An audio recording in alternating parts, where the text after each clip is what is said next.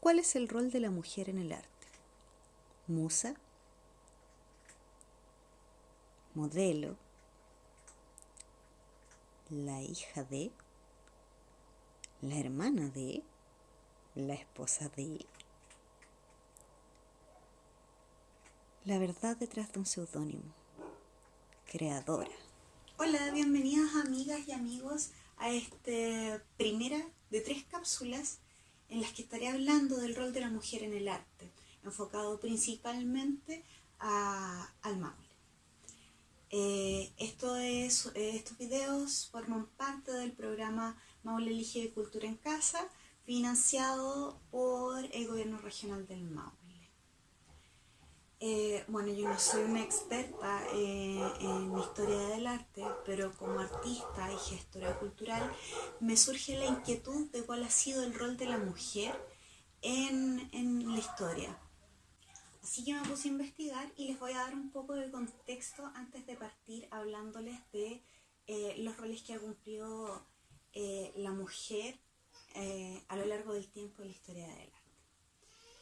La historia del arte, al igual que la historia de la humanidad, tiene como protagonistas al hombre blanco, generalmente burgués. Pero no nos vamos a centrar en este detalle para los fines de esta cápsula, ya que se trata de nosotras y no de ellos.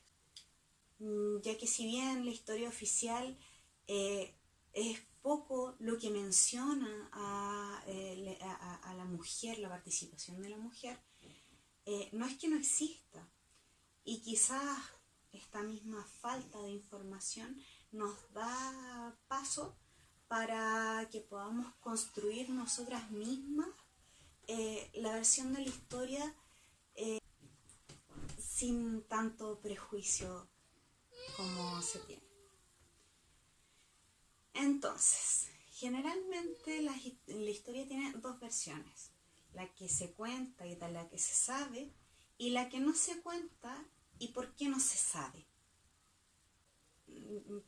En este caso, ¿por qué no se habla de la participación activa de la mujer en los procesos culturales y el desarrollo artístico?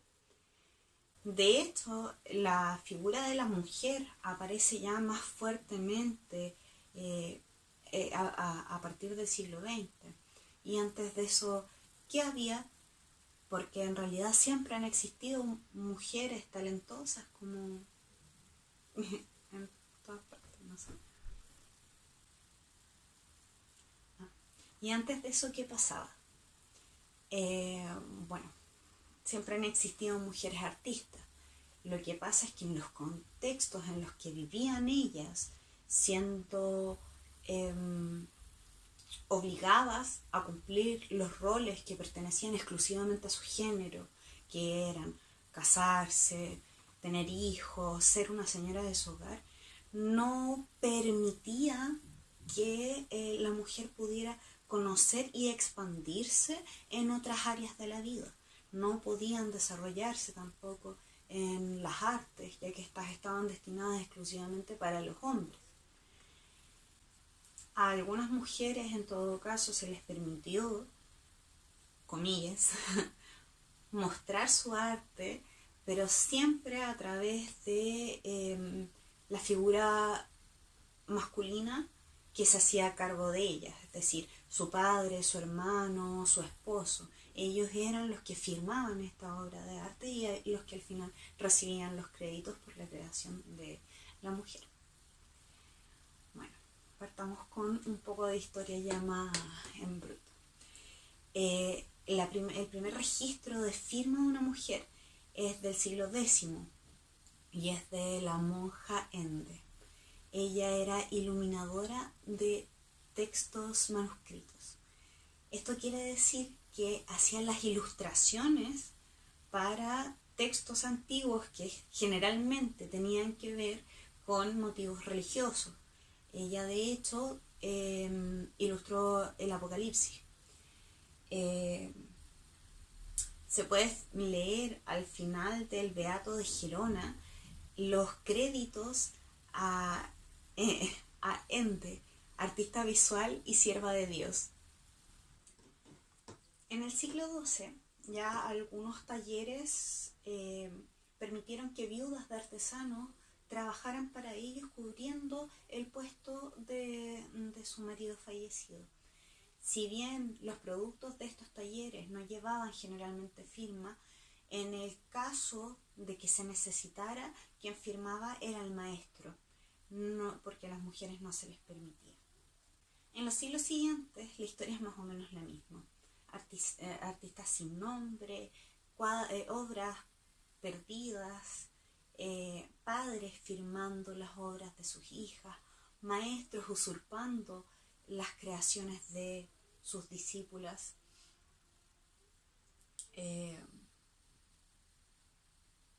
Aunque hubo algunas mujeres, generalmente de clase alta, que tuvieron acceso a desarrollarse y recibir formación en las artes. Generalmente también pertenecían a los talleres de sus familias, eran discípulas de sus padres, y esto no era considerado como un trabajo realmente, era más bien un pasatiempo mientras llegaban a cumplir su rol de esposa, madre, dueña de casa. Son pocas las que lograron destacar en esa época, pero las hay. De hecho, hay algunas que siguen resonando en la actualidad, como Sofonisba Anguissola, Fe de Galicia o Artemisa Gentileschi. Bueno, entre ellas hay una que destaca por su particular forma de incluirse en su obra, Clara Peters, pintora de bodegones que incluía en los reflejos de los jarros, los metales que pintaba, su autorretrato. Era como una selfie de esa época. Esto, además de ser una firma única, es un testimonio sólido de su talento y presencia. Me voy a detener un momento en ella, ya que este simple gesto de autorretratarse es una muestra total de empoderamiento en su territorio. Es un aquí estoy, esta es mi obra, que ha tenido un gran reconocimiento. O sea, al incluirse ella, se hace innegable. De hecho, ella, Clara Peters, es la primera mujer en obtener una exposición monográfica en el Museo del Prado. Una pensaría, oh, qué bien, probablemente es parte de la historia antigua, si realizó su trabajo en el siglo XVI. Pero no, el Museo del Prado recién dio esta oportunidad y este reconocimiento a Clara Peters en el 2016, es decir, 5 siglos después de su existencia. Junto con esto, también les puedo compartir otros datos crudos de la historia del arte. ¿Sabían que el 87% de las colecciones a nivel internacional son obras firmadas por hombres? O sea, estremecedor. Las cifras acá en Chile son muy similares en los museos de acá. El Museo del Prado, del que recién hablábamos, tiene 8.000 obras de arte en su colección y solo 6 de ellas llevan la firma de mujeres. Otro dato de acá de Chile es que tenemos 27 artistas premiados con el reconocimiento del Premio Nacional de las Artes en Artes Visuales. De estos son solo 6 mujeres.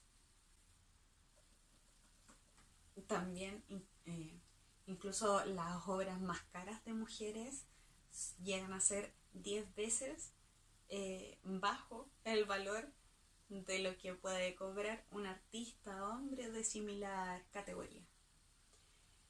Me parece válido pensar en cuántas obras andarán por ahí siendo atribuidas a artistas hombres renombrados que en realidad eran de sus discípulas o de otras mujeres de sus entornos. Pero bueno, volvamos a la historia. Cuando se empiezan a formar las academias de arte, las mujeres se ven aún más bloqueadas, porque si bien esto abre las puertas para que más gente pueda estudiar, el estudio propiamente tal de las artes incluía conocimientos de ciencia, de física, matemática, y peor después cuando incluyeron el estudio del cuerpo humano, del desnudo de las mujeres, porque la mujer de esa época no tenía acceso a este conocimiento. No podía, por ejemplo, estar en presencia de otra mujer desnuda en un salón. Eso era inimaginable. Así que se vieron obligadas a seguir buscando desde las sombras algún maestro que quisiera enseñarles, quisiera dedicarles el tiempo.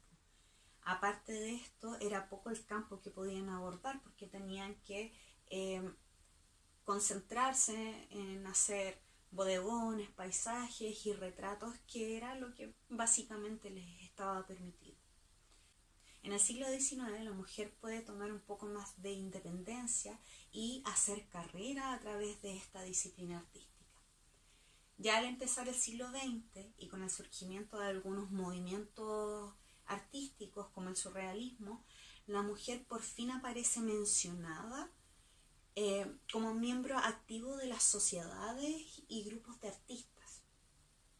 El movimiento surrealista es el primero del que se puede hablar con propiedad, que incluyó activamente a mujeres destacadas, a pesar de que con el pasar del tiempo se han mencionado como la gran presencia invisible de esa época, ya que si bien existen muchas obras, podemos encontrar gran material de ellas, en el momento fueron opacadas por la figura del marido, por ejemplo, que también pertenecía generalmente al mismo movimiento.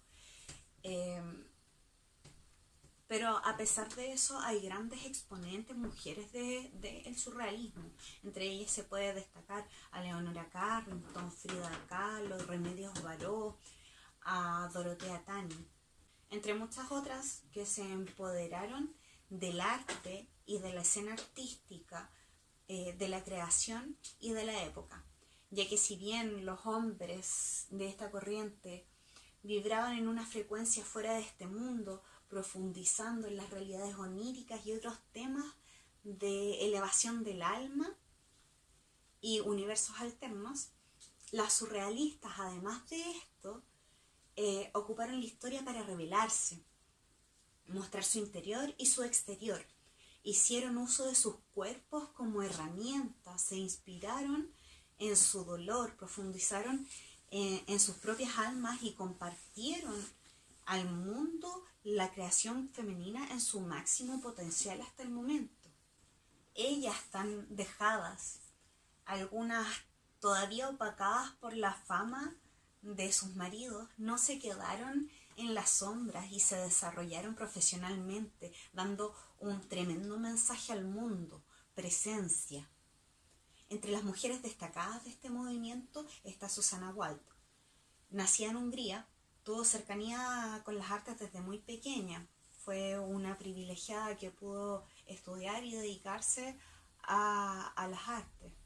Llegó a Chile ya siendo adulta y acá conoció a su marido, también artista, que la ayudó a seguir por el camino del surrealismo.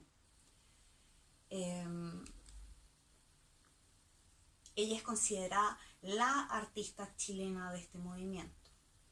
Aquí en Chile hubo un grupo llamado Mandrágora que pertenecía también al movimiento surrealista. Fue fundado por 4 artistas maulinos, puntualmente de Talca, y con el paso del tiempo, ellos son como una generación previa a Susana. Ella fue posteriormente invitada a participar en este grupo. siendo destacada por su trabajo, incluso hasta ahora, que lleva años radicada fuera de Chile. Ella, a pesar de ser extranjera, está considerada dentro de las artistas chilenas. Ella misma ha hablado de la importancia que tiene nuestro país y de cómo ha puesto el alma a través de la experiencia y de de los procesos que ha vivido acá en Chile. Hoy se dedica a contribuir e instruir a mujeres indígenas y de escasos recursos en México, en una zona particularmente machista. Ella tiene como misión, dado que reconoce los privilegios con los que ella pudo nacer, una obligación para poder ayudar y colaborar para que estas mujeres se eduquen y se puedan defender. En el 2013 Susana es contactada para participar en la conmemoración de los 75 años del grupo Mandrágora. Para esto ella realiza un mural que está situado en el edificio de la Intendencia Regional del Maule en Talca. Entre el 2013 y el 2014 ella desarrolló junto a sus ayudantes este mural en Oaxaca, México, y el 2018 se inauguró acá en nuestra región. Así como Susana, en nuestro país tenemos otras muchas destacadas artistas que han participado como educadoras, maestras, en movimientos sociales y en innovación. Entre ellas están las hermanas Aurora y Magdalena Mira. Ellas son consideradas las primeras pintoras chilenas, pudiendo estudiar en la Academia de Pintura de Chile en la segunda mitad del siglo XIX y llegando a exponer en el Museo de Bellas Artes en Santiago y en Francia. Además de dar espacio y formar camino para que otras mujeres también pudiéramos después desarrollarnos también en las artes. También podemos mencionar a otras grandes como Rebeca Mate, destacada escultora a nivel internacional, a Marta Colvin, la primera mujer ganadora de un premio nacional de artes en el área visual, de artes visuales, en 1970. A Ana Cortés, Lili Garafulich, Gracia Barrios, Roser Bru, Paz Errázuriz, todas ellas ganadoras de este mismo premio. Podemos mencionar a Lotti Roselfer, miembro del colectivo Acciones de Arte, que falleció hace algunos meses, a Matilda Pérez, tremenda artista de arte cinético, a Adriana Senjo, que encontró su inspiración en horribles imágenes que presenció y vivenció durante la dictadura militar, a Voluspa Jarpa, artista contemporánea que hace trabajos de instalación con unas figuras pequeñas que cuelga y dan movimiento a la sala, a Pajolea, pintora y la tercera directora del Museo de Arte y Artesanía de Linares, y a Emma Haut, poeta, escritora y pintora maulina. Esta última que mencioné es una destacada artista maulina que ha sido un gran aporte para el desarrollo cultural regional. Ella nació en Constitución en 1915, estudió pedagogía en artes visuales y técnicas de ilustración en la Academia de Artes Aplicadas en Santiago, siendo discípula de Ana Cortés, la ya mencionada Premio Nacional. Además de esto, destaca principalmente como escritora, donde se puede observar a cabalidad su identidad de maulina. Vivió en Buenos Aires durante 20 años, ahí se dedicó a hacer ilustraciones para 2 diarios franceses, para la embajada británica y sobre todo para artistas, escritores y poetas trasandinos. Después de estos 20 años, ella y su marido Pedro Olmos, también un destacado artista nacional, deciden volver a instalarse acá a la región, particularmente en Linares, en donde empiezan junto al grupo ANCOA, al que ambos pertenecían, y que ella presidió varias veces, a gestionar y formular la creación del Museo de Artes y Artesanías de Linares, museo que hasta hoy funciona y es uno de los más importantes de nuestra región, recopilando tanto historia como material de distintos artistas entre sus colecciones y aportando también al desarrollo de la artesanía local. También tienen ellos en este momento una visión de género en las exposiciones que hacen. Han hecho exposiciones dedicadas absolutamente a mujeres destacadas del ámbito artístico de Chile, a las artesanas de la zona. Además de esto, fue profesora de artes visuales en el Liceo de Niñas de la ciudad. También colaboraba escribiendo artículos para el diario El Heraldo de Linares. En 1963 organizó el Encuentro de Escritores del Maule y casi 30 años después gestionó la donación de obras de distintos y destacados artistas nacionales para la creación del Fondo Literario del Maule Manuel Francisco Mesa Seco. Todo esto con la intención de rescatar, preservar, difundir y atesorar las riquezas culturales y la identidad maulina. Poeta, escritora, pintora, ilustradora, gestora cultural, hija ilustre de empedrado, ciudadana ilustre de Constitución y sobre todo maulina de corazón y alma. En la actualidad, la UTAL se encarga de conservar, resguardar, investigar y digitalizar en el Centro de Documentación Patrimonial las memorias, trabajos y el gran legado regional que dejaron Emma Hauch y su marido Pedro Olmos. Quise destacar a esta artista, entre otras, porque ella hace gráfica desde sus raíces hasta su compromiso con el desarrollo cultural, el amor que siente por la región del Maule. Si bien hay otras grandes artistas maulinas, Emma Hauch representa una vida dedicada al patrimonio cultural maulino. Si bien todo lo que he mencionado, los procesos históricos y los contextos sociales de cada una de las mujeres destacadas en este video, ameritan mayor análisis, ya que a partir de ahí se puede dar paso a un análisis, un entendimiento mayor de sus obras y de la formación de identidad propia y social de cada una de ellas. Es muy corto el tiempo para profundizar y por eso también destaqué a Emma Hauch, ya que ella representa el vínculo con lo identitario, lo local y lo formativo.